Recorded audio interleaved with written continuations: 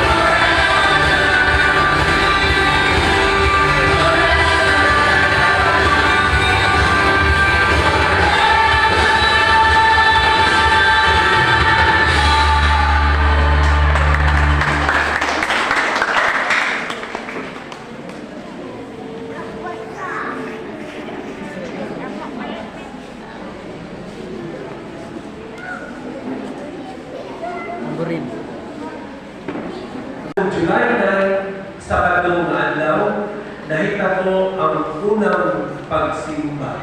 Mura magsabalista, no?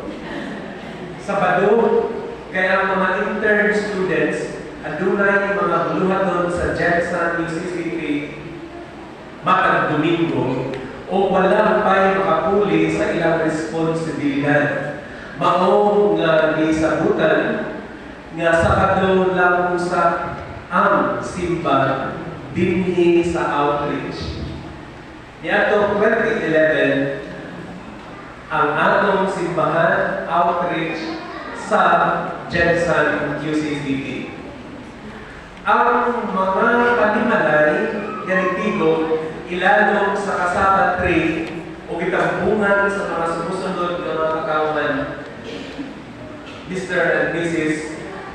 Misa Senyor and Yulisa Galagaran, Mr. and Mrs. Ricardo and Nelly Sazon, Misael and Rosbid Galagaran, Lisa Junior Galagaran, Mr. and Mrs. Milencio and Rodelin Galagaran, Mr. and Mrs. Rogelio and Espiniana Matugas, Mr. Ermelando Lacaran, ang mga gagmay, mga mata ni atong panahon, na usa niini mauna karon ang atong liturgies, usa na sa atong elder o player sa atong praise and worship team, Melvin Dwight Lawrence G. Sazon, Lady Milro Galadaran, Justin Clark Matugas, Christina Lerwed Alunar, and Kristen Lee Binsan. Sa nilabay ng panahon, ang una na ikasal ni Ini Ngayuta, mauna ni sila karon si Cesar June and si Faye na lumuan na maoy atong usa sa atong deacons o atong church auditor. Aduna na sila yung tulong ka anak o sila dinhi mao ang nahimong nakasab ng mga aktibo ng members sa iglesia. Idungan ang mga panimalay sa mga lumpungan. Sila ni Mr. and Mrs. Marion Gay and Bibilen Lumpungan and children, Martin John and Joshua Ken, and Mr. and Mrs. John Mark and Darlene Lumpungan with children, Jeremy Ken, Giovanni and Justin Sander. Nadumagan kini sa katimanay sa mga Asmodo, Olaira, Binsan o sa Ineria, sa mga Toledo o diha nasugod ang pagpili sa mga Kristiyanes.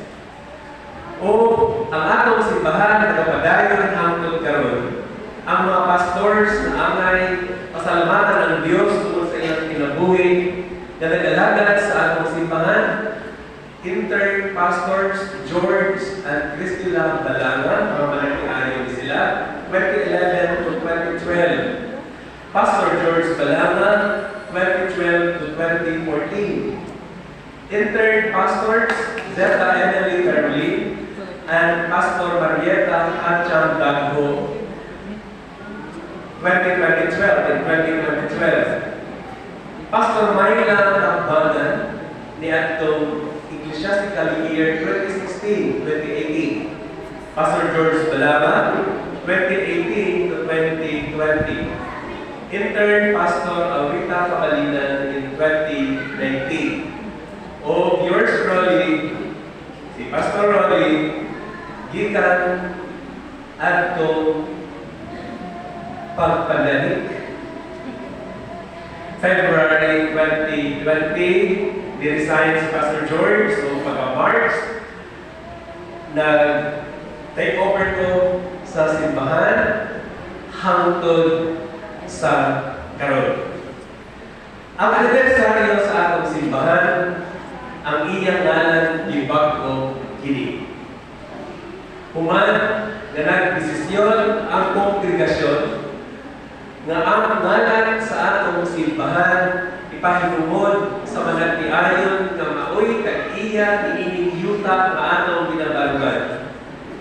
Gihimuan og resolution ni adtong 2021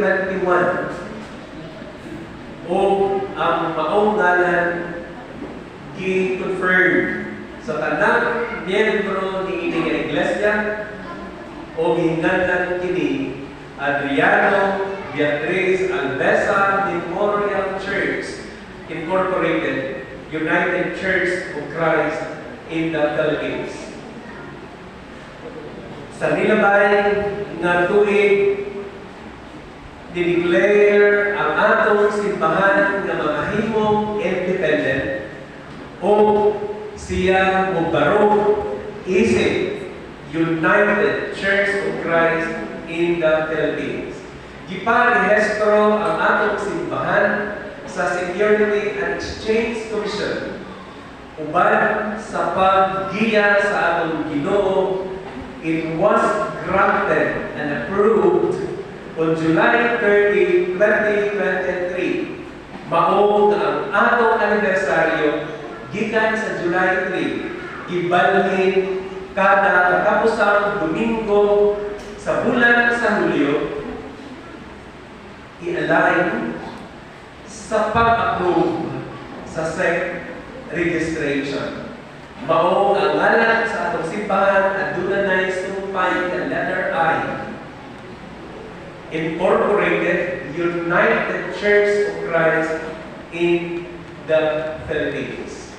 Niini nga adlaw nagapadayon ang atong simbahan o iyang ginasaulog ang iyang ika-13 ka tuig isip katawhan sa Dios. Kamo na nahimong saksi niining kadaugan uban sa atong speaker kay Dr. Adeline Albesa Bernaldez. Uban sa tema na nagkadayon, Moving Forward with Hope, heralding the word of Jesus for salvation and unity. Kamo nga ang karon dinhi makigduyog kita sa pag-ampo ngadto sa Dios uban sa iyang pagkamaayo ang paglahong pagpabilin sa atong kasing-kasing na hangtod sa kahungturan o barog ang iglesia sa atong Ginoong Hesukristo uban sa malipayong pag-alagad o paghalad sa kinabuhi ngadto kaniya. In memory and in honor of our God and through the Adriano and Beatriz, atong gihangyo ang 13 ka mga katawhan nga moadto sa atubangan aron dagkutan ang 13 ka kandila na nagasimbolo sa 13 ka tuig na gipanalanginan ang Dios o magadumang pakinig. Sa upat ka organization sa atong simbahan, tulog gikan sa UCN, tulog gikan sa CWA, tulog gikan sa Christian Youth Fellowship o tulog sa mga kabataan o aron sa katanggilan pagkadagkutan sa pinakapagulamang anak ni Adriano o Beatriz Albesa na walay lain kung dili si Reverend Alicia Albesa Lumbuan Kambulan. Akong gihangyo pagpapunahan ni Reverend Alice Kambulan o musunod ang tulong UCM, CWA, CYF o sa mga kabataan.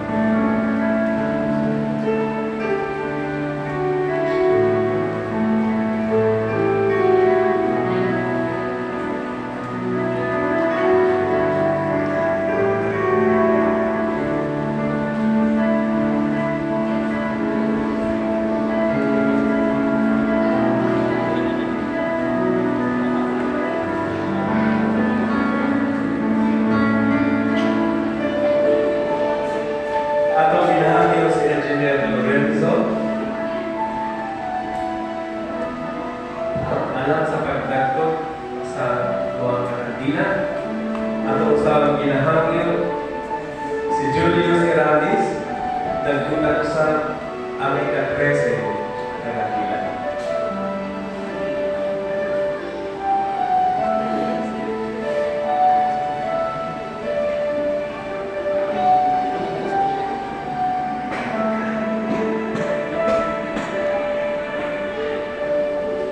Katawan sa Diyos, atong pasidungan ang amahan na mao'y nag-iwag sa natong tanan.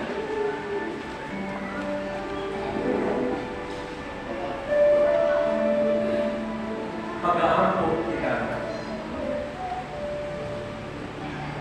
Ang iglesia na natukod diha kanimo Dios magpabiling hangtod sa kahangturan.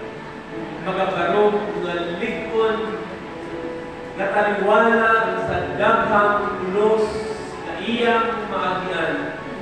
Magpabiling nga malaumon o nahiusang sa pagpadayon tungod kay ikaw ang Diyos nga amon kauman. Ikaw ang Diyos nga maoy mag-sustain ka namong tanan. Miini nga pagpasalamat, malipayon nga among kinabalik ang tanan diha kanimo. O uban sa imong plano, alang sa imong iglesia, magpabilin na kami, mainiton nga magasulod o magpamuhat subay sa imong pag-uod. Sa ngalan ni Kristo Jesus, ang ulo sa iglesia, nagpasalamat o nagdayeg kami kung ang tanan mga ingon. Amen. Atong pagpakan ng Diyos sa 13 atong usbon. 13 katlaps. Ang sobra dili pakaulod. Sa kinahanglan si Panginoon ng tanan, 13 only. Ready? 1, 2, start!